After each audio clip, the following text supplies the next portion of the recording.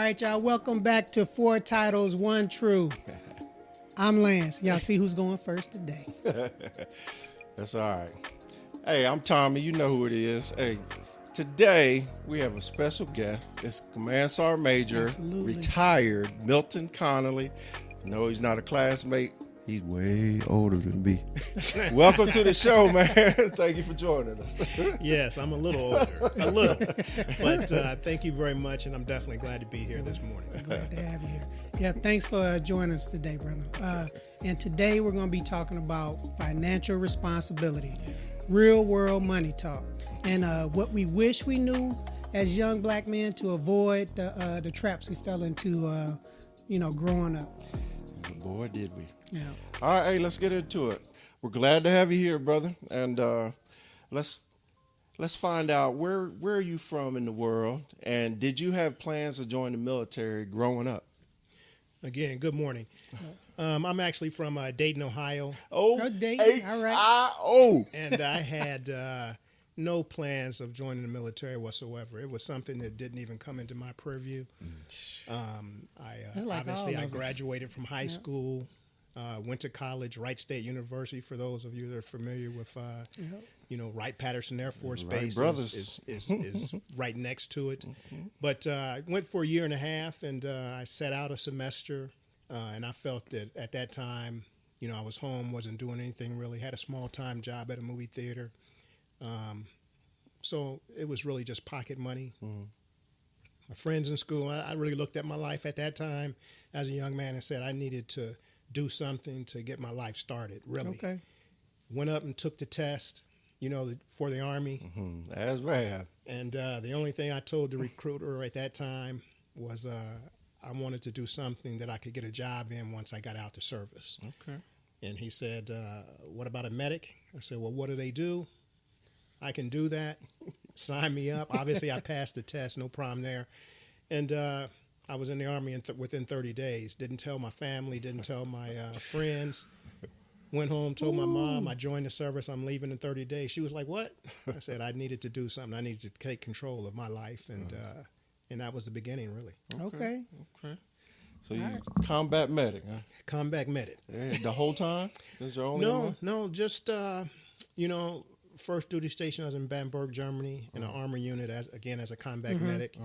And my second duty station was at Fort Sill in an armor unit, in a field artillery unit, again, combat medic. And at that time, I decided to look into changing my MOS, which I did, which was to an LPN, which was a 91 Charlie at that time. That finished my career as a 91 Charlie. 26 years and 8 months in the service. All right. That's cute. 26 years. I can tell you, that was something that I didn't see coming. If someone would have told me that many years ago, I'd have said, there's no way. I felt it wasn't for me. Mm-hmm. No one else in the family was in the military? No family members, no uncles that I was familiar, that I was aware of. So you're the first one that you know of? First one. Wow. And, I didn't like going to the field for 2 and 3 weeks at a time. And I figured this wasn't for me. Okay. So for those soldiers that knew me then, that first duty station, if they could see me now, they'd be like, there's no way you stayed. All right. But I'm so fortunate today that I did stay, made a career out of it. And I would recommend to any young man, the sooner you buy into whatever it is that you're doing, the better off you'll be. Yep. I'll tell you a funny story. We're the judge of that. Yes. You tell us a story, but go ahead. Again, at that first duty station in Bamberg, Germany, I told, my, fellow medics that, they knew very well that I wasn't real happy. I didn't like what I was doing. It wasn't necessarily I didn't like what I was doing. I just felt the military wasn't for me. So little did I know. How old were you when you... I spent a year and a half in college, so I was 22. Okay.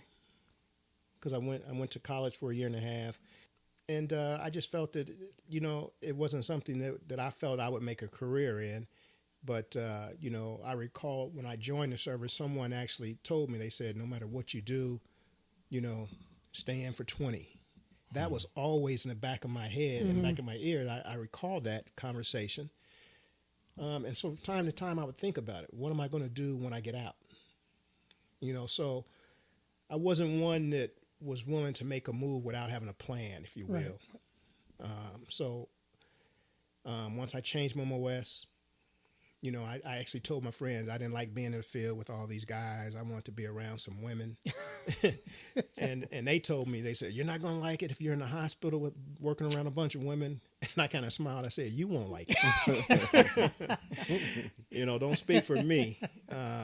Changed my MOS to an LPN. And at that time, I didn't really realize what I was doing. Mm-hmm. I just wanted to be in the hospital, getting a little bit more medical knowledge. Right. So that was interesting to me. But as far as what the nurse actually did, I didn't know until I went to school. And I'm like, we have to do all that? It was an eye-opening experience for me. Your story is similar to mine as to getting into nursing, because I was in plant biology, when I started school. Then one of my buddies was like, hey, man, I'm going to go down to the nursing school because, that's where all of the ladies and all the stuff. I was like, man, you know what? I'm going to go down there. I know some nurses. I said, and they do all right. Went down there, changed my major, and it was eye-opening, in a lot of words. So, but it was because I didn't realize everything that, and I had like mother, aunt, that were nurses, didn't realize all of the stuff that went into it. Because I tell folks like nursing is not easy. Don't think that you're going to jump into nursing and it's going to be like, oh, that's a cake. I was like, it kicked my butt for I don't know what y'all years. talking about. It is, I would say it's just like any other profession, that though obviously there's ups and downs in anything that you do. But what I do appreciate is the medical knowledge that I was able to gather, learn experience, and, throughout my career, that as far as just me working and taking care of patients, and that was probably the hardest of my medical experience, taking care of those patients and working at Walter Reed is what I would tell anybody. It was a heavy load, great experience though. You were busy at Walter Reed though. Anyway, you met somebody there, didn't you? We had dignitaries coming there all the time. Talking about dignitaries, yeah. You married, talking about right? dignitaries. I'm sorry. You married, right? I did. I actually. But that is a dignitary. That's the man dignitary. I met my wife there. How long y'all been married? We've been married now 34 years, and we were actually married at Walter Reed in the chapel. So yes, I did meet someone very important to me. That's right. And she's a retired full bird nurse, Tina. Yep. Yeah. So before we get out of here and get on to the next, to the real meat of the conversation, you said that you always wanted to be prepared, right? And you also talked about somebody told you to at least go to 20. So during those years before you got to 26?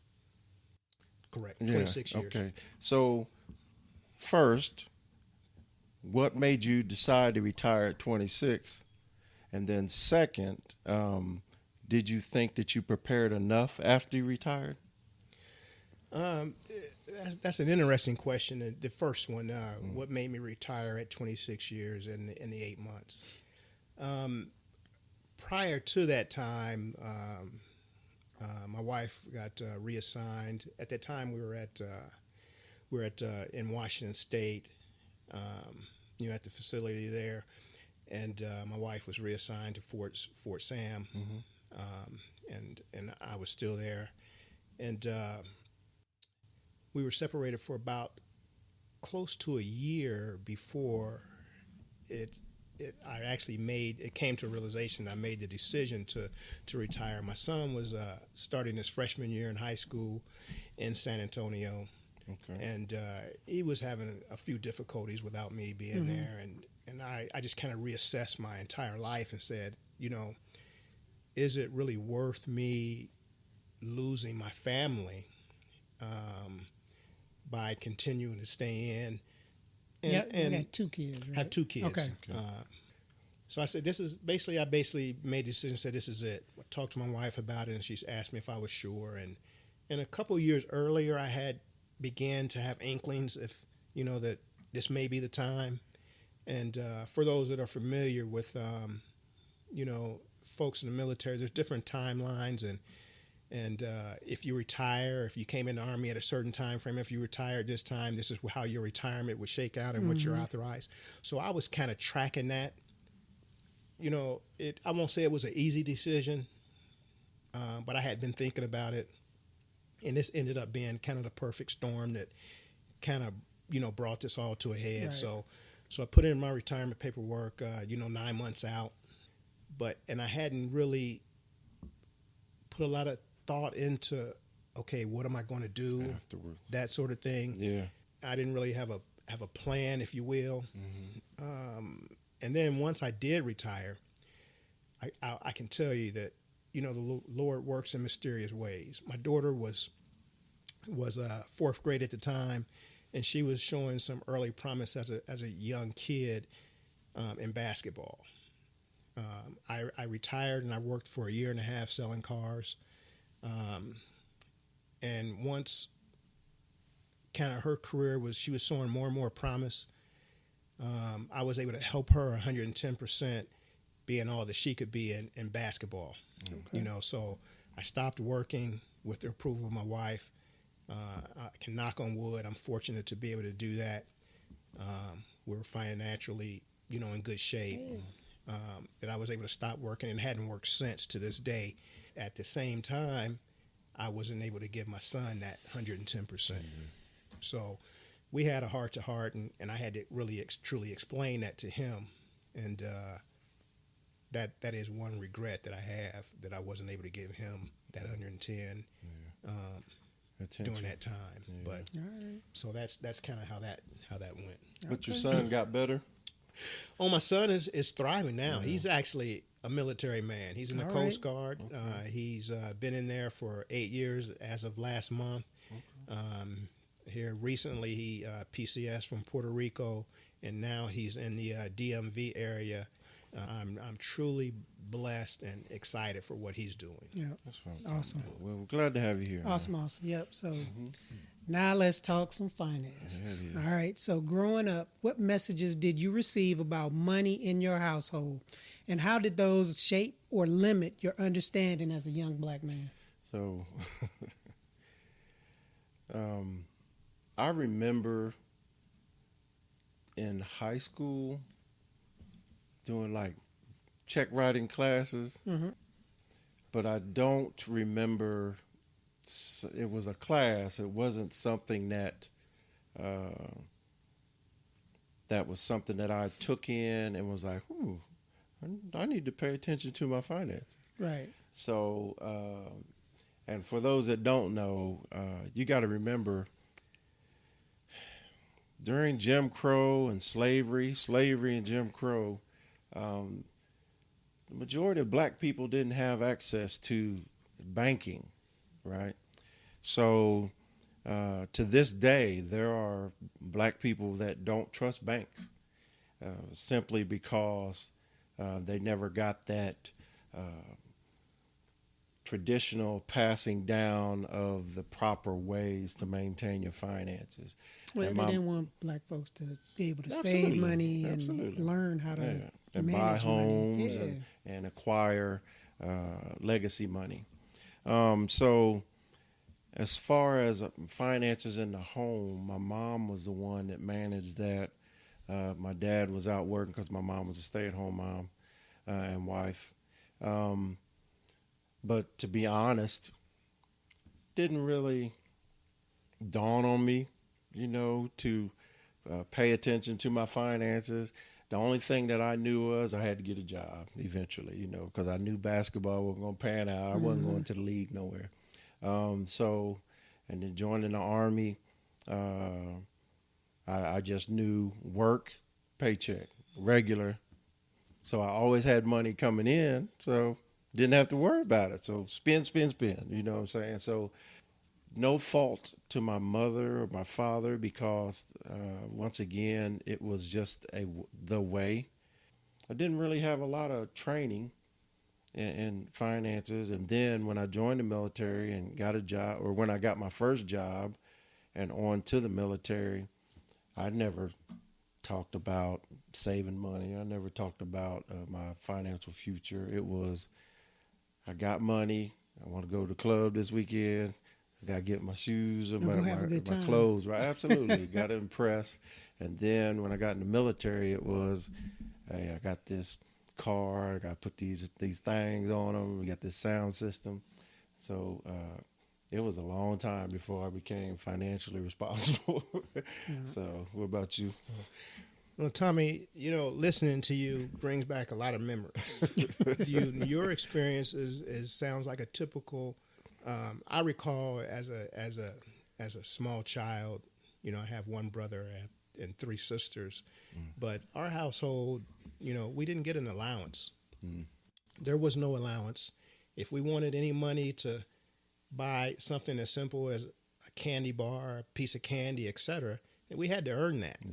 And how me and my brother earned money, we would shovel snow, we would cut grass, we would do those type of things around the neighborhood. And, I was always one that, since we didn't receive an allowance, I would save my money.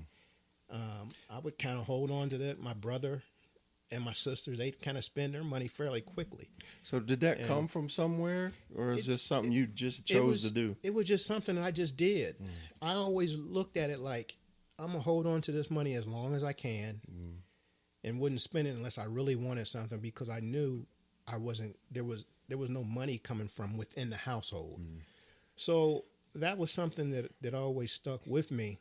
I used to intentionally lose money in a pair of jeans or something. I'd hang those jeans up in the closet, and in a week or so, 2 weeks, when I put these jeans on or a coat, I'd be like, oh man, I found some money.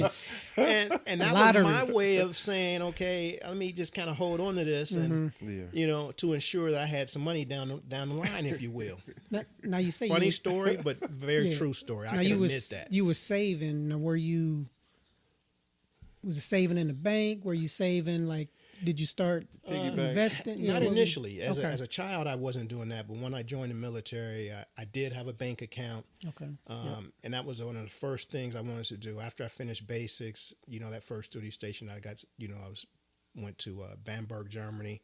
My goal was when I finished that tour, I wanted to come back with a new car, because it was my understanding that they had like military sales, and you could get a BMW or a Saab or Audi European for a lot cheaper as a military member than you could in the States. So that was a goal of mine, was to save my money as much as I could to be able to get that car once I left. I was able to achieve that, but I was saving money every month. I told the other military, the medics in that unit, that was my goal. Initially, they laughed at me. Oh, he's not going to do anything. But over the course of a few short months, they said, I think he is. He's, I was kind of really a barracks rat. I was saving money, a lot more money when I look back on it than I really should have been, because I would have liked to have enjoyed to go out and experience Europe while I was there. That was something that I wasn't able to do. So I learned different ways to make money, as a young soldier. And then with that goal, once my tour became the end, I talked to my mother. I said, hey, Mother, I've saved X amount of money. Will you be able to co-sign for me for this vehicle, for the loan? And that was blown up in smoke. She says, no, why don't you talk to your bank and see if you can do it on your own? Not knowing that she had an experience with my older sister, and she co-signed for her, and she didn't own up to her responsibility, so she didn't want to go through that again.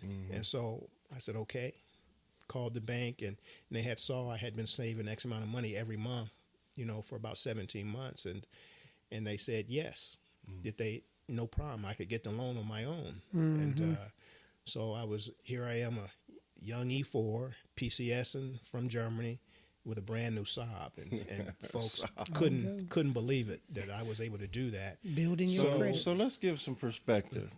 What year did you join the Army? In 1983, March 83. And what year did you retire? I retired in November of 2009. Because you keep saying be all you could be to everything. I'm just saying. That's what I knew. I just wanted to give some perspective to the stuff that you're saying. Yeah. And you were still reporting for pay. Midwest. Wasn't the same thing. I wasn't what you call it. I wasn't Thinking about saving. no. Wouldn't put money away like that. My father did all of the. My Finances. father took care of everything, so Right. I just. Okay, yep, we got Living a life. house to live in. Oh, okay, yep, we got food on the table, and Do you remember any type of formal sit down by anybody, not parents or just anybody, no, to especially talk about? not in school or anything Yeah. like. Didn't nothing until I was high school, but it started coming from my father. High school, when I was about to graduate, and college, and all of that stuff, he started talking to me about credit. Started talking to me about investment type stuff. The life insurance. He started talking to me about that stuff as I got deeper Older. into school. Yeah. As I got older, and then Making like more when money. I graduated from college, and then it was like, hey, do you have these? But it wasn't. I never had anything formal. Never. Was It definitely wasn't muscle no? I mean, because I memory. didn't think of. I mean, because I wasn't thinking. I mean, because I had clothes. Didn't start thinking about.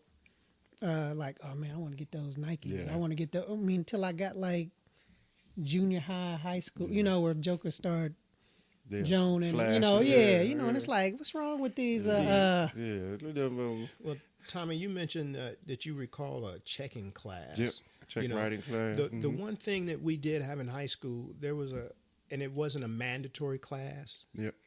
but it was home economics. Yeah.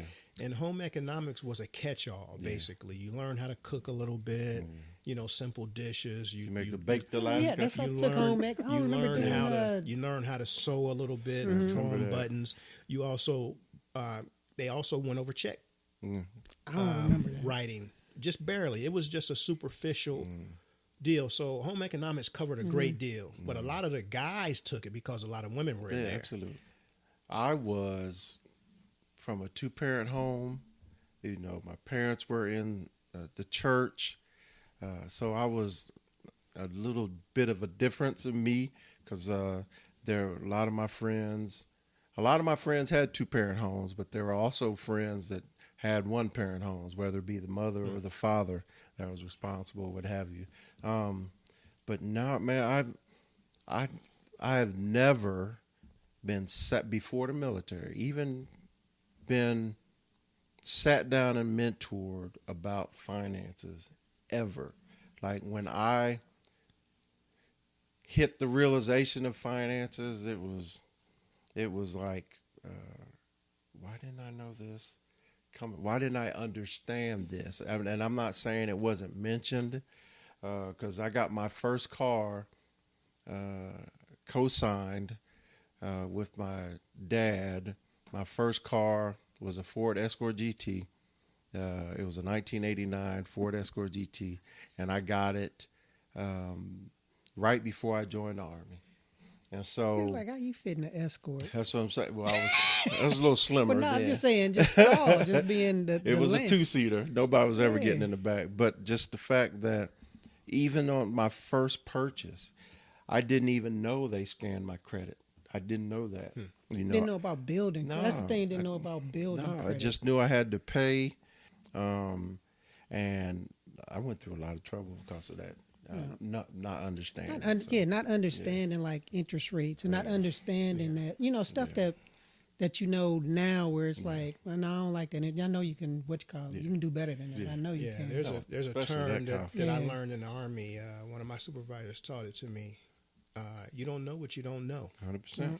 And it is exactly, as you said, 100% true. You have no ideas. It's something that doesn't even cross your mind until you're introduced to it. Exactly. And then at that time, once So you're let me introduced cut you to off it, right there then. When did you first realize that you were personally responsible for your own finances, your own financial future, and what sparked that moment? I recall a situation, first duty station again in Bamberg, Germany, a fellow soldier. His family, he had a family member that passed away, and he recalled he received an emergency call, said, "Hey, family members passed away. This particular soldier didn't have enough money to buy a plane ticket to go back to the States from Germany to attend that funeral." And so the unit basically passed the hat around. and everyone donated. I won't say everyone, but a lot of people donated, funds to that, and he was able to fly back to attend the funeral, etc. One thing that stuck in my mind, I can remember it to this day, was when he was gone, those same soldiers, basically talked about him behind his back. Like, he didn't even have enough money to do this and that. And I said at that moment that would never happen to me. Never. And what rank were you in? I was either E3 or E4. Oh, wow. I was a young soldier, Okay. but I remembered that. I didn't like it. And I said that I'm going to make sure that I always have money. If my mother, something happens to my mother or a family member, brother or sister, then I'm going to be able to take care of that on my own. And that was something that I just put together on my own, just from a pride standpoint, that wouldn't happen to me. So, well, that's definitely something the Army improved on with AER, that Army Emergency Relief. Yeah. But when being a young, probably around that senior year of school, when I started turning to be a second lieutenant, right in the Army, just because I had to start paying bills. Had to start, I was married, so it was like, okay, got this money coming in. I need to start, and I said, that's my father was talking to me about, insurance. And then you had the folks come, the investment companies and things, they start come to you, sitting down and talking about that stuff, because it's like, okay, how long, what am I going to retire out the military? Am I going to get this, I didn't understand the whole retirement thing. I didn't, wasn't looking at how much I was going to make, but it's like, okay, I want to be able to survive and not, Be scratch and homeless stuff. on the Yeah. street. So, so it was like, that just started coming into like, okay, I need to start doing this, but it was still a fear of, I can't give all of this money to the thing, because I'm going to be, I still want to have broke. fun. And I'm just starting to make some, because it's like you just start making some money, and then it's like, now I got this to stuff put you money wanna away. do. Yeah, I need to start doing this investments or putting this money away. And it's like, but I want to have fun. I've been scratching and been in a little one room, single bed. These jokers out here, Yeah, BMWs I and want- Mercedes. yeah. I'm driving in my Corolla, and it's He's speaking true. He's speaking so, true. so It's a fine line. at that time, it really started setting in to where it's like, okay, let's do, let's put this stuff, this Plus, piece you were away. married. That's Yes. another advantage. Yes. Yeah. But that don't help when somebody else is Or- like spending or too. disadvantage for some folks. That's true. That True. when you don't manage that That's well, true. Yeah. it causes a If whole two slew don't of manage it well. additional Yeah. problems. Yeah. No, So, but it was But if it's because you managed don't, well, it's a lovely thing. because you don't make a lot of money. Not in the when you get military. starting off, Especially you early. really don't make any money. Yeah. So, but yeah, around Agreed. that was a 23, 22, 23, when it was like, okay, shit, this is my stuff. Because I never wanted to go back asking my parents for anything. I mean, after I left and went to school, I never went back and said, oh, I need some help with this payment. I need something. I didn't want to put that burden on them. It was like, it's my responsibility. I'm grown, saying I'm take it. grown, and this is what I'm going to do. So, Well, you two were way better than me. So I was 30 before I really started to understand. And you know what made me understand? what was My first deployment to Iraq. And I couldn't get a clearance. Yeah. And I couldn't get a clearance because it was only because of my finances. So I ended up deploying. So during those years, I was basically a typical soldier. I'm talking, I had my Escort GT. I got it before I joined the Army. And then when I got in the Army, I realized, wait. Did you just buy that with cash, or did you go No, to a I dealership? worked. Okay. Yeah, so I had a job. So in the summers, I worked for construction. Okay. So that I had Right. money that way. And then when I joined the Army, I was going to have money. So that's why, as a co-signer, I was able to put down money. Okay.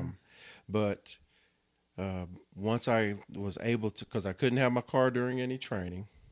Then once I finally got to my duty station, I was able to drive there in my car. And then I found out I needed a tent. I found out I needed a system. That's right. You need all of that. I found it out. You need all of that. You I got found to it out I couldn't survive without rims. That's right. You got Yeah. to. Where So you I don't know if y'all have Escort heard of GT on 13s. yeah, a little. Yeah, I don't know if y'all have heard of a little place called Pioneer Loans. So your boy was that I was that private, man. I was like, I need 12-inch speakers in my car, you know what I'm saying? And I need a Kenwood system with a Kenwood amp, because Kenwood at that time was banging, and the people sitting behind the counter was like, oh, sure. And, looking back, that was like a 26% loan I got, but I just kept going because in the military, it's very easy for financial people to tell you yes, especially back then, because they knew worst case scenario, they'd have to pick up the phone and call your boss. Mm-hmm. They knew they were going to get their money. Yeah. And there's plenty of shops outside of a military base that will give you some either money or product. And so that became my way of doing things, right? So that's allotments were kicking in then. And so I went at Fort Riley, my first duty station, and got my tent and got my rims, got my system. I wish I could remember the name of the place, but got that hooked up. And I was like, I'm good. I don't need anything.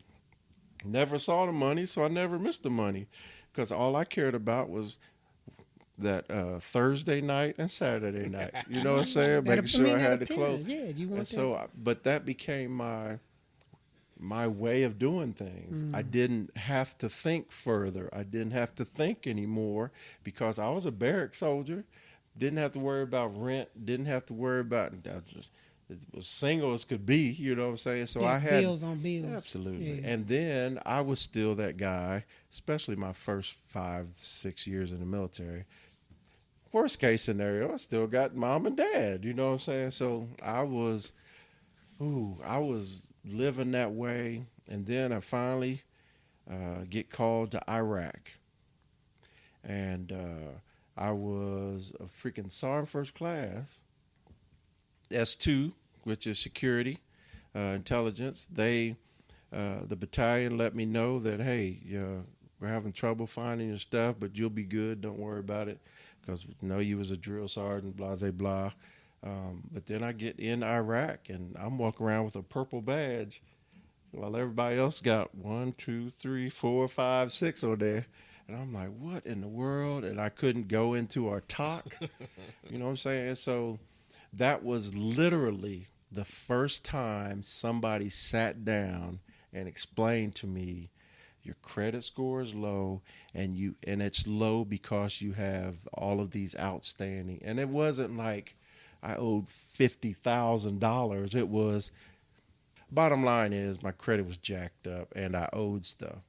So my first month and a half in Iraq, I was limited as a freaking Sergeant First Class who had soldiers and a major responsibility.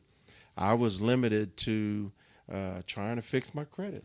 Hey, so I was living in So I'm in Iraq and choose trying to paying for internet access so that I could mail off stuff and pay stuff. And that is literally the first time I had any understanding of what my responsibility was. And then from that point forward, especially for like the next 10 years, it was something that was the first thing I thought about in the morning and the last thing I thought about at night, trying to get myself squared away. That's what sparked me, is me not being able to freaking do my job, This was Well, I'll tell you what I tell a lot of soldiers and people in general, it's never too late. Oh, no, it's never too late to get that stuff squared away. Yeah, I don't care how old you are or how long it took you. The first thing you got to do, no matter what your age is first admit, I've got to fix this. Yeah. All right. And if you don't do that, then Oh, well. Yeah. So this rolls right into the question I have is like, at what point did you start taking your credit seriously, and what did you have to unlearn or relearn to get it back on track? Yeah, and that flows right with what I was just saying. I had to learn that if you're late on a payment, that's a penalty, right? And so I had to understand what late means, right? Are you talking a week? Are you talking 30 days? You talking 60? And I had to learn, and that we could talk more about all that when it comes to credit, but I had no clue about finances. My savings account in my mind was just taking something from my actual pay so that I could have it when I wanted it, not when I needed it, when I wanted it. So where like, ooh, I got $500 in my savings account, new shoes, new pants, new shirt, ooh, new hat. I like that hat, you know. And it was just, that's just the way I was for so long. And so understanding what credit is, that was the first thing. Yep. All right. And then once I got past that, the second thing was understanding living paycheck to paycheck versus having some air, a cloud to fall back on. That was something else, because it took me forever to start learning. I'm talking, once again, I'm talking SARM first class to senior SARM first class, having financial. It took me a while, and I'm so glad it took me to slap in the face, because as a first sergeant, you can't be that guy, because you have to be, you can't, of course you can be, right? You can be a jacked up first sergeant, E8, you can be a jacked up any rank. But I'm saying, if you want to be a responsible leader, you have to fix yourself. And if it wasn't for me getting slapped in the face, I probably would have either gone far enough to where it would have interfered with my military career, or I would have gone far enough where I'd still have those simple problems of money, you know, because money is a huge problem. Oh my gosh. If I hadn't got slapped in the face, I probably would have never self-corrected. I agree with everything you said. And unfortunately, there are a lot of folks out there in that same position, and or worse. Yeah. And as you mentioned, being a first sergeant or, you know, higher ranking personnel, those folks are out there that are in those messed up situations or not ideal situations. They're out there. I was just fortunate. I had always been a hard worker. Mm-hmm. You know, one that kind of always paid my bills, you know, on time. So that was just something that was ingrained in me. Mm-hmm. I truly didn't. But it really wasn't. know. It was ingrained because you did it, or because somebody taught you about it. Because I did it. Yeah, I mean, see. again, as I mentioned, you know, a while back now, that, you know, I came from, you know, a real strict household. Right. You know, my mom and father were divorced when I was in 4th grade. Okay. And so my mother raised 5 kids on her own, and a lot of my learning came from just watching her. Right. You know, I didn't. Where'd you fall in that middle of your I was in the middle. Okay. In the middle. To have a twin brother and sister younger than me, and then I have two older sisters, obviously older than me. Mm-hmm. So I was in the middle, and being in the middle, I spent a lot of time by myself. So I watched her. I didn't speak a lot. I was one that I was kind of quiet, but I was always watching everything. Mm-hmm. Nothing happened within my preview that I didn't pick up on. Right. That was me. Okay. So I'd always paid my bills on time. And when it really hit home with me how that affected my credit, it was just happenstance. I was in the barracks for a long time, East 6, and a good friend of mine that's at the Pentagon now, GS-15, is doing really well. He teased me. He said, "Man, I didn't want to spend the extra money to go get an apartment." He was like, "Man, you making enough money. You got money." And I was like, "I know, but I don't want to spend it." Yeah. So here it is now. I decide to go get an apartment at Walter Reed, and I ended up renting a townhome with a couple other soldiers. And so the owner of that particular townhome was another soldier, a captain, husband and wife, both dual military household, and she had came back to me and said, "Oh, Sergeant Connally over here with the perfect credit." You know, that they had ran my credit, and my credit score came back pretty high. And I didn't even know it. She's the one that told me by her joking to me. And when she said that, I kind of laughed, and then I went out and did a little research on my own. I was like, okay, that's a good thing. And I had no idea. So it was really just luck and happenstance. So that wasn't something that was planned with me to try and build up my credit score, that sort of thing. It was just luck, really, that I would happen to be doing the right thing. And I saw the results of it, you know, when I went out to try and rent that or try and get that, sign a lease for that that townhome. So it was a little luck. I mean, that's probably when we started, because we lived on post the first assignment, and then when we left and went out to Fort Lewis, when we left Fort Knox, went out to Fort Lewis, that's when we had to start renting, and they start running your credit and stuff. Then, and it's like, running my credit, because I didn't know what my credit score was or anything either, because I didn't I had like a little credit card. Because they sent you them. Yeah, I mean, because it was like, you know, they sent you had the them little just thing, because you but happened to. They tell you open a bank account. Didn't have any other. I mean, didn't know about credit. Yeah, wasn't thinking about credit in that way. You know, other than okay, let me pay the cable bill or the internet. Well, no, we didn't even have internet at that time because it hadn't even really started up big. The phone bill, cable, cable, phone bill, that type of thing. Gas, but electric. so but I didn't start paying those till I got to Fort Lewis, and we started, renting. Renting. We had an apartment first, and then we went and rented a house. But started taking it a little serious then, because it was like, well, you can't afford to live over here because your credit score ain't where it needs to be. Yeah, you're not reliable or whatever. So it's just that piece where you start looking at, okay, I want to buy a new car eventually, and I want to get a good rate, good rate on that car, know, and I want to get a car that has what I want on it, not just the basic, because that's all they saying I can afford or learning whatever. process. So yeah, I mean, that's probably mine started probably after by that time I was probably about 25, 26.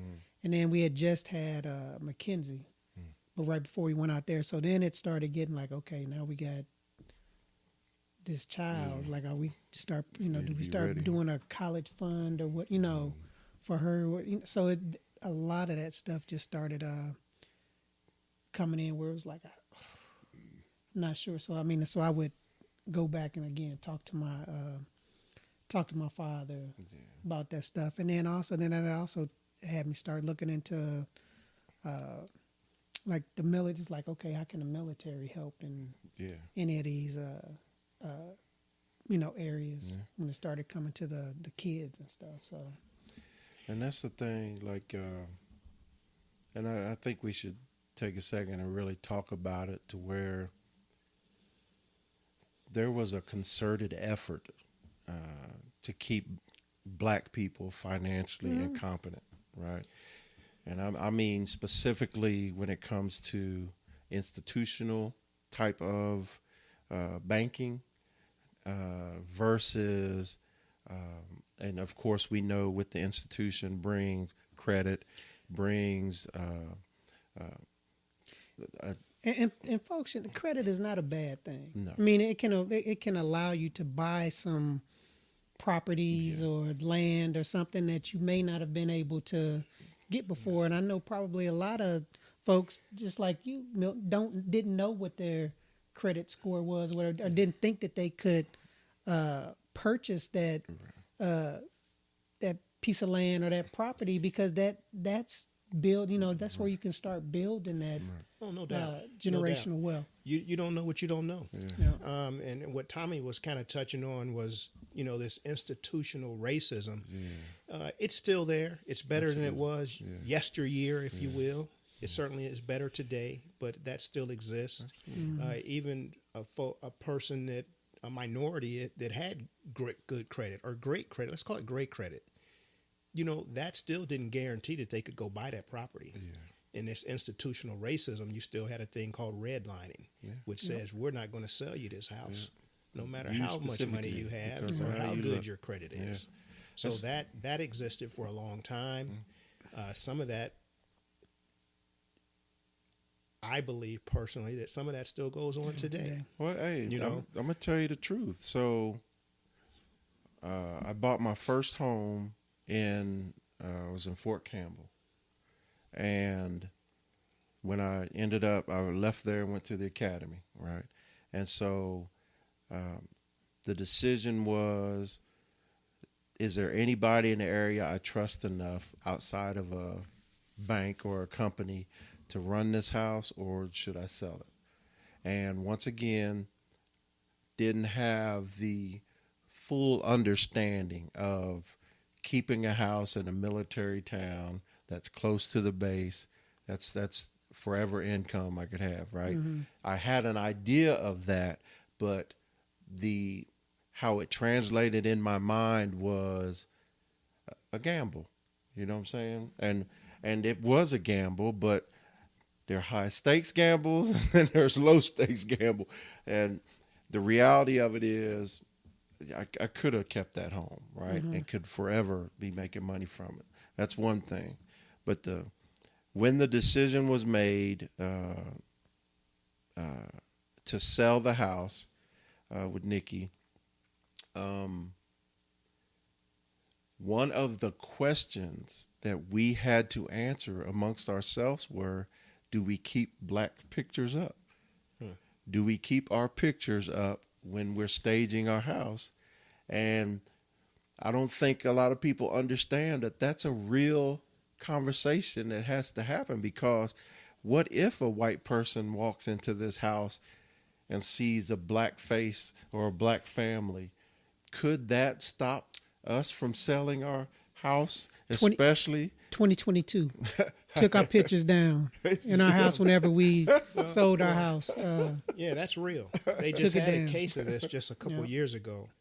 The folks that wanted to sell the folks' home, black people's home, they offered them X amount of money, said this is how much it's worth. Oh, yeah. They lowballed them on the house. And so what they did, they said, okay, they didn't sign the deal or give them approval to do that. They went ahead and had their white friend come in their home, act like it was her home. Yeah. And all of a sudden the price went up by over $200,000. So that's real. Yeah. And I certainly understand it. I'll tell you this, what cash has done for me is I always looked at it and said to myself, I want to be in a position to have, funds on hand in case, not only an emergency, but even in an instance that if my career was threatened, that, you either do this or we're going to put you out, etc. That was something I never worried about. See, but that's what something I want to, and I don't mean to cut you off, but that's something that I want to really bring to the front here, especially in our case, because we're two black men from literally the same area. And you chose a different path because of just the way you are as a human, right? Your mind, the way your mind worked. I chose a different path because my mind was not working like that. And I've talked to him about this, I wasn't even thinking about retirement on my 28th year. I was still thinking, I'm healthy, I'm still pushing, I could probably get another job, but it still wasn't something that was, hello. the future type there thing. Is and my only saving grace was me getting slapped in the face there, because by that time I had well over $10,000 saved. My credit score was the only person whose credit score has always been higher than mine is Nikki, and that irritates the mess out of me. But anyway, so it was just, I was fortunate. You know what I'm saying? I still was not thinking about beyond that thing. So, but it's amazing that if it wasn't for something that clicked differently in your head, or if it wasn't for me getting slapped in the face, or if it wasn't for you and your dad slapping you in the head and bringing that to your attention, I could literally be a homeless person on the street. When did you first understand the difference between simply having money and actually managing money? What happened to make that change for you? When the first Iraq War took place, prior to that, the up ramp of that, I was at Walter Reed and I got placed on orders to go to Greece. And I was there for about 13 months.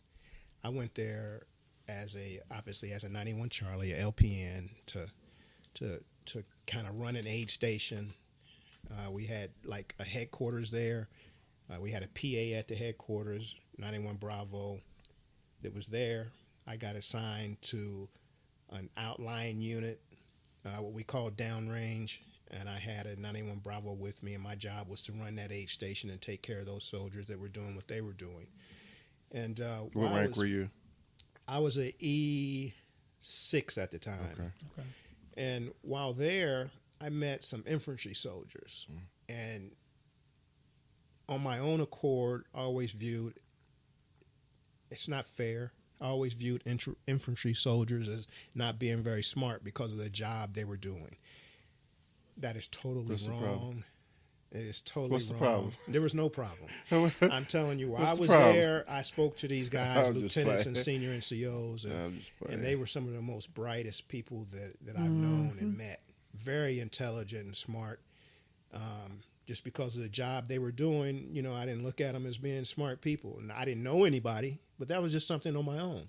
Ignorance on my part, no question. Because those folks were, when I spoke to them and they started talking about investments and they started talking about mutual funds and stocks, I was all ears because that was something that always registered with me, although I wasn't involved in it.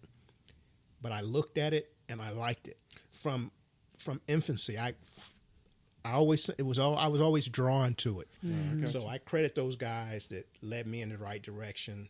That's you. I mean, I had, when I was my first duty assignment, NCOIC Sergeant Major, retired as a Sergeant Major Riles.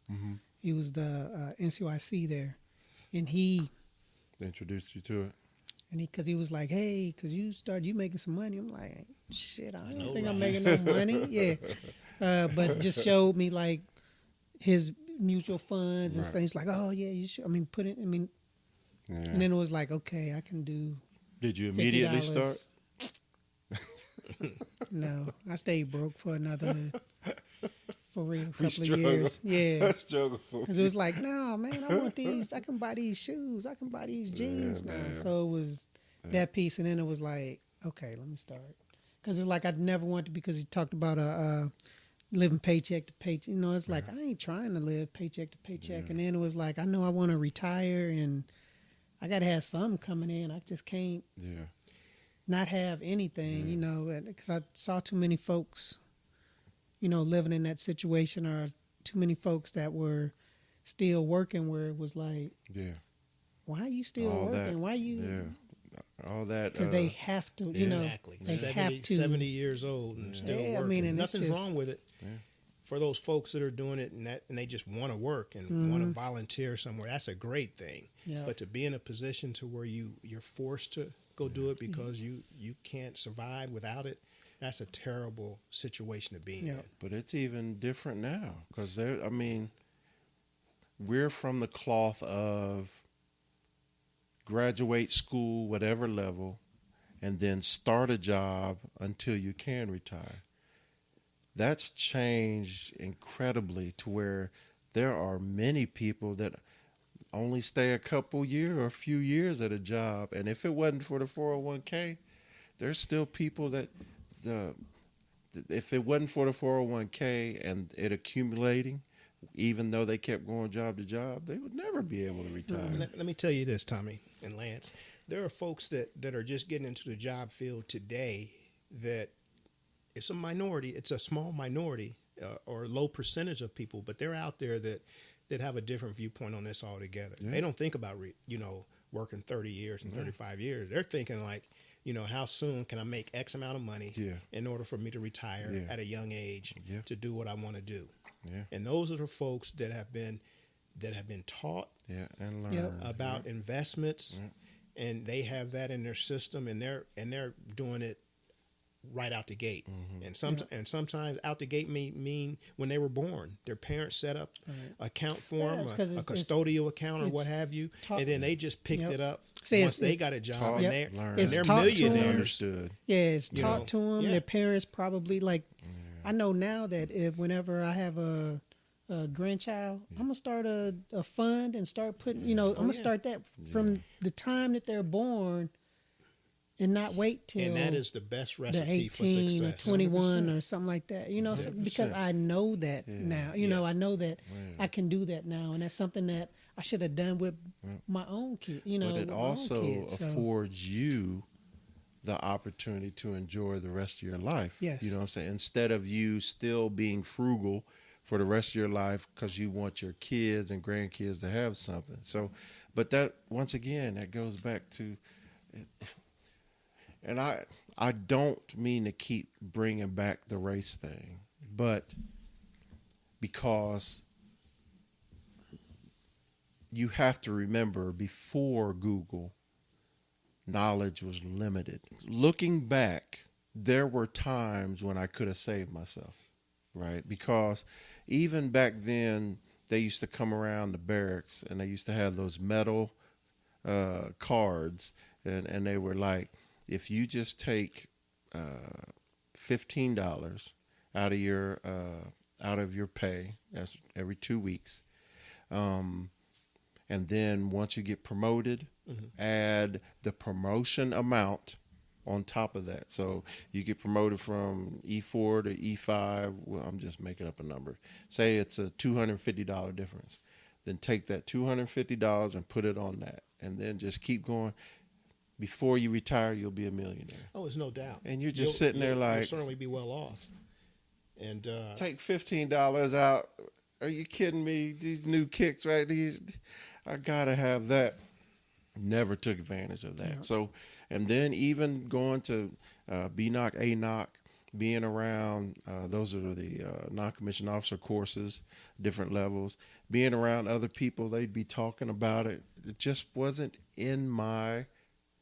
It just wasn't interesting to me. You hear it, but it's your situation, Tommie, was you just didn't know what you didn't know. 100%. But if someone literally would have took you to the side and said, "Hey, bro, let me show you this," there's a misnomer out there that, first of all, let me just say this: there's a misnomer for folks that come from where I come from that it's not for them.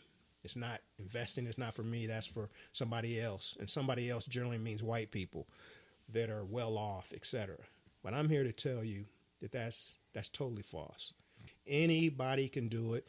So when did you start investing? It actually right in it while I was in Greece. I didn't actually wait until I finished that tour. Okay. I did it midstream when I'm having these conversations with those infantry gentlemen. I started really right away, and the conversations that me and my wife had, these conversations were initially arguments, really, to be honest. When me and my wife first got married, she came into the military, direct commission, and she had student loans. And so I told her, I said, hey, the first thing we're going to do as a team is get these student loans paid off. Mm-hmm. And once that got done is when we really started investing full force. Mm-hmm. And my wife wasn't initially sold on it because I was a saver and she was a spender, kind of like yourself, Tommie. And she told me this multitude of times. Is I'm working, I should be able to buy what I want to when I want to buy it. I said, babe, you're looking at this the wrong way. If you look at it this way, long term, I want to be in a position to be able to do what I want to do when I want to without any issues. we had a lot of those conversations early on in our marriage. We hadn't had one of those in a long time. Yeah, but and that's the thing though. It's the chemistry in your brain, man, because it took, first off, you say that everybody can do it, anybody can do it, the lowest level job can do it. That is true, but, right? Because if you're not in a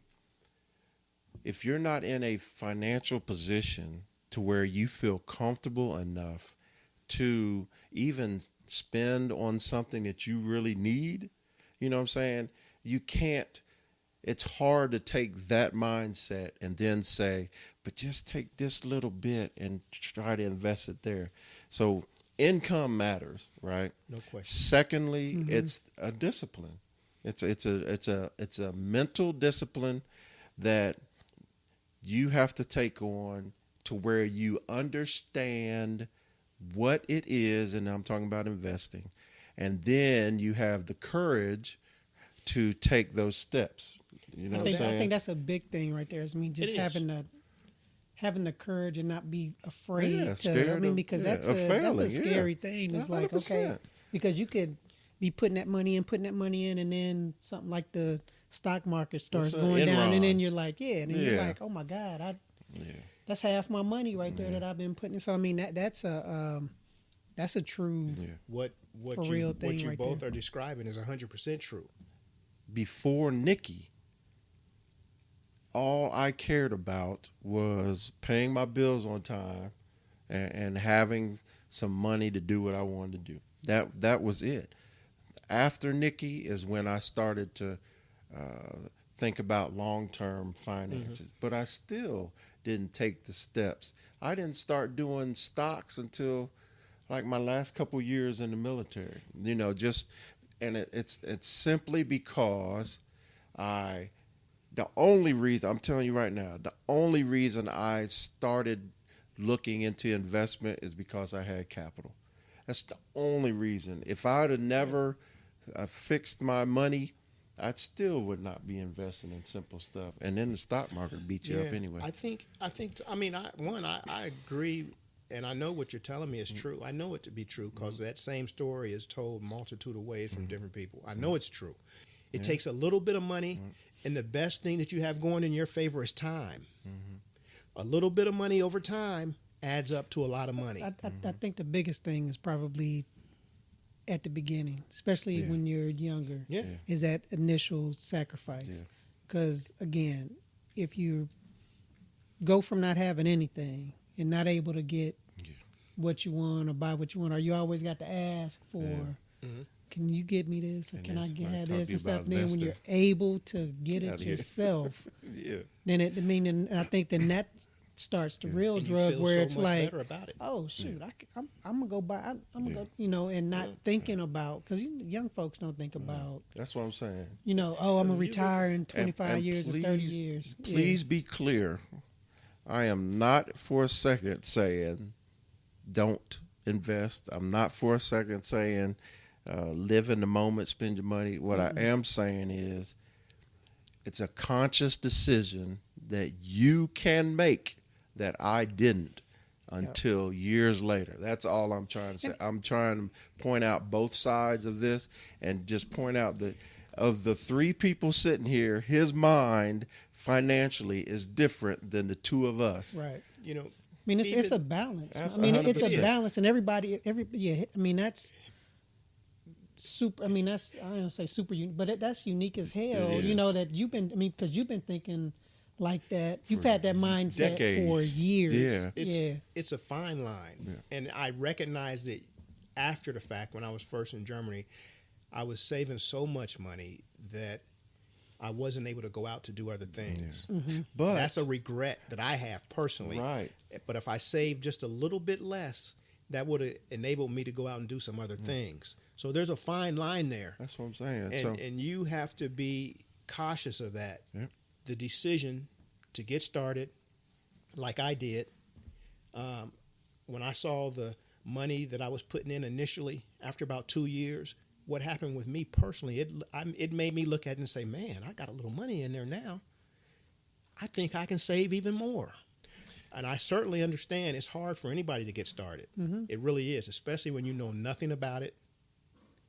But I would advise anybody, whatever you learn from listening to a coworker or someone like me, just pick up any book, Google it, get a little bit of information on your own. Yeah, and the more information you have, the more knowledge you have, the better it's going to be for you, the more understanding you have. And then you won't be less, you will be less afraid to test it. You can say that you're educated about it so that you can make the decision yourself. Of because what a gimmick is and what a gimmick because is. It's your money. You do what you want to do with it. No but doubt.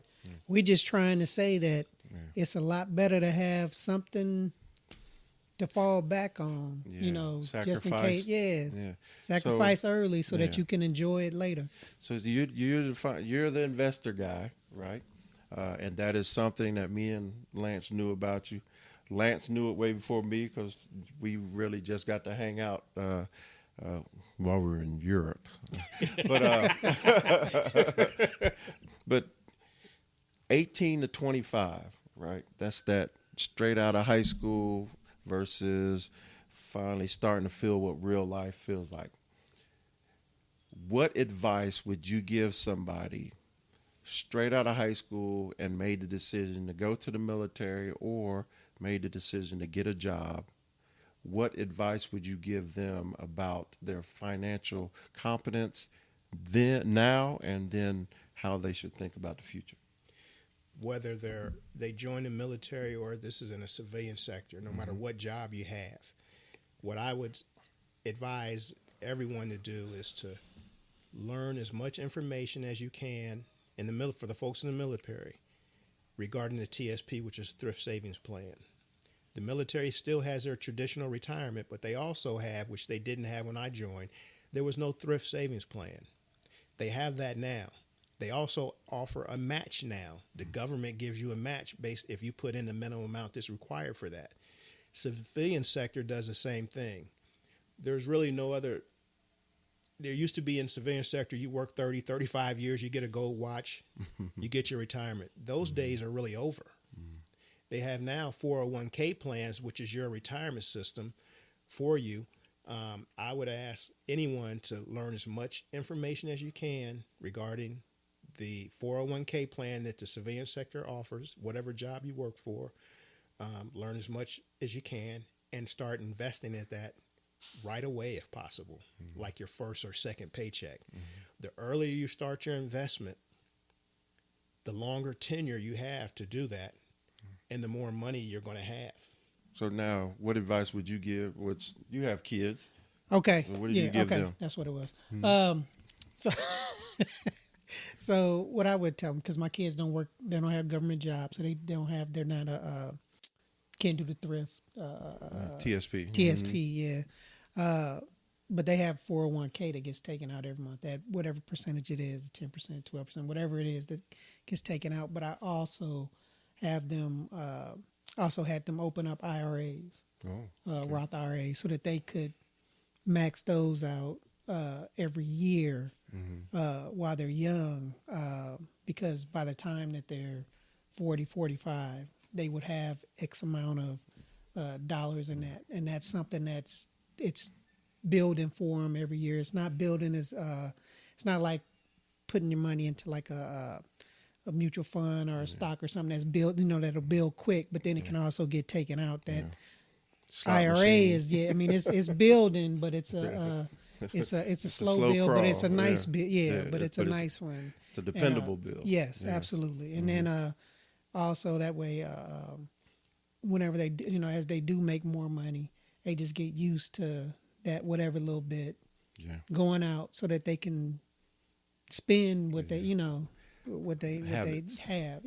Try to have them start good habits. But I would just say it's put something, start putting something away. Whether you're saving it in the bank, whether you're opening up a mutual fund, an IRA, and even if you do those things, you don't have to max them out. Like you just put $20 in there, put $25, because that's like you look at how you have to look at it. Sometimes it's like $20 is a meal. I'm going to Five Guys, or going, something like that. Which Five Guys. McDonald's. Yeah, Five Guys. Woo. Well, it's. I mean, you have to look at it like it's a going to the movies. Yeah. Because define if what you you're look, sacrificing. Because if you look at it like that, if you go to the movies once a month, that can cost you $50. Yeah, and with a date. You think about if you put that $50 in a month into something, it's grown. That money you're making some money off it. It's going to be something. You're not going to walk away and say, No I doubt. don't have anything. You're Lance, going to have something. Even if it's $50 a month, as you mentioned, and it doesn't even have to be an investment. That can just be a savings emergency fund. Yeah. That $50 a month at the end of the year ends up being $600. Yep. When you had nothing before. Yeah. I mean, you gotta. I mean, and the thing is, it's like you have to start it. Nobody can make you start it. Yeah. And I mean, you have to look, especially young folks. You have to look. Look into for your future. How long do you really want to work? Or do you think you want to work? And what do you want to, and then how do you want to live after that? I know it's extremely hard because it's like I couldn't tell you whenever I was 25 that 30 years later. Yeah, I was, it was going to be where I am now, and like, oh man, this is how I want to live. But I knew like a few things. Like, but one thing that my father told me, he said, I'll always have a car payment. I don't care. He said because I like cars, and if I want that new Cadillac, I'm gonna get out. But him saying that, he also was like, but that's gonna be in my budget for the future. I know that that's something that I want, so I will be working and I will have my stuff. Yeah, just because that's one of my vices. Because he didn't drink, didn't smoke, none of that stuff like that. So it's like. That's one of his habit, whatever you want to call it, but it was a known. I'm prepared. I know that this is what I want, so this is what I'm going. There is a. I say a test, but it really wasn't a test. What I've done with some folks that I kind of helped got started investing, when they said they didn't have enough money, they didn't think they had enough money to invest or to save. What I asked them was, I said, "Can you tell me?" On your last paycheck, where that paycheck went. They could have told me a couple of things, but overall, they could not tell me 100% where that money went. And so I began to point things out to them. I said, well, if you stop at Starbucks or the convenience store every day to work, coffee only costs you $3 to $7, depending on what size you get, what type you get. But just that alone adds up to a lot of money. Yep. If you eat out lunch 3 to 5 times a week, that adds up to a lot of money. You don't need to go to eat lunch every day. You could bring your lunch. Mm-hmm. That enables you to save money. And that's what I would say. I'm talking to an 18 to 25, just like I did to all my soldiers. Once I realized the change that I needed to make. First off, I'd say become aware of your credit score and then understand everything that goes into building up your credit score or tearing down your credit score, because that is something that you will need later on in your life, period. Yeah. The second thing I'd say is when it comes to investing, everybody should do it, but make sure you're knowledgeable, just like Milton said, just like Lance said. Make sure that you're not just throwing money away. Make sure that you're taking an educated approach to how you can make more money later. And like Milton said, start off easy. Remember, when you're investing, it's not like a slot machine. Don't go in big hoping for a big return when you're starting off. Start off with something consistent. Lance mentioned IRAs. We talked about 401ks and the TSP, thrift saving plan for military. But just make yourself aware. And then once you've done those things, then you have to start building that discipline just like you do with anything else. And the more discipline you have when it comes to saving your money, when it comes to applying your money where it needs to go. And then when it comes to considering investments, then that courage that you need to make that investment is so much easier because it's not so much of a gamble because now you've researched and you have that knowledge. So as much as you care about physical fitness, as much as you care about impressing the man or woman that's in front of you, as much as you care about not getting, like Lance said, jonesed on by your friends because you want to make people think you're a baller. All right, that same energy and effort you put in all that stuff is the same amount of energy you put into your investment, to your savings first and your investment. And you don't have to think 60 years down the line. That's what I was trying to point out with Milton.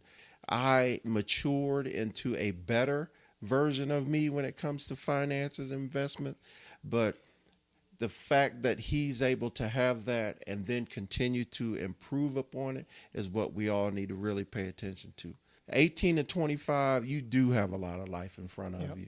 You do have things that you want now, but also you have to consider, just like you never think about you'll die tomorrow, you just have to consider that you'll live 60 years from now. Or longer than that. That's a lot, and that just make it better. Yeah, you know and don't be afraid to ask somebody or speak to someone. I mean, because even if you have some of the financial companies and stuff, or person coming up to talk to them, ask them questions, because it's your money. It's not, you're not buying anything from them. You know, that's another thing that you might have to pay a fee. I mean, if you do go with like a company, you might have to pay a fee, but that fee is for their expertise and because they're trying to make you money. Because if you're not making money, they're not going to make any money. So don't be afraid, and don't be afraid to ask someone who you know or you think is doing okay, you know, an older person, because they'll tell you what you need to do and what you don't need to do, you know, so that you try to keep you out of some trouble. Try to save you from yourself. And I'd take that a step further. Lance, that information that he just provided to you is spot on, but even if you don't even want to ask someone, you're a little shy or don't want someone else to know what you're thinking or what you're doing, no problem. You can Google all this information for free. Yeah, especially you know, back in the day, there was no Google, there was no internet. Period. There was no internet. It was library. I had to go exactly. I had to go to the library to do the research that way. But now it's literally at your fingertips. You can Google. Yep. How should I start investing? How can I start saving? What's a mutual fund? What's an ETF? You can do all of that from your computer. You know, who offers the highest checking account or savings account rates in my area. You can Google that stuff, and it's literally at your fingertips, and you can sit at home, at work, at lunch, and find some information that's going to be life saving for you. Yeah. You know. And the last thing I'll say is, verify everything that you're told, and not just in life, but we're talking finances as well. But make sure in life, if somebody tells you something and it sounds good, verify it. If somebody tells you something and it sounds impossible, bad, verify it. And you have that access right there on your fingertips. All right. Yeah. Or there's a term that we used to use when I was younger, is if somebody tries to sell you something or is telling you information that's too good to be true, most time it's not true. 100%. If it's too good to be true, it's not true. Yeah. Don't fall for the okie doke, if you will. Yeah. I know that was a lot of information, but we hope this conversation helps somebody. We know everybody ain't going to take on to it, but somebody, we hope we enlightened you on something. Yeah. Especially a young black man trying to figure out life, money, and responsibility, because we know that traditionally families don't talk about finances enough, but we definitely know that black families don't. We're getting better. Yep. Because Milton said it 1,000 times, you don't know what you don't know. So think about it. Please. And don't forget to follow us on Facebook, Instagram, TikTok, and you can watch our episodes on YouTube at 4 Titles, 1 Tree. And Milton, I want to thank you again for joining us. Thank you again for bringing your knowledge to the podcast, and we really appreciate it. Man, I'm telling you, this is a blessing. I appreciate you inviting me. I enjoyed the conversation. This is something that, I can speak about finances all day long. So we'll have you back. We appreciate it, brother. Yep. We'll bring you back. So this was the 101 class. That's right. We'll have him back for 102. That's right. And as always, join us next time so we can keep the conversation going, y'all.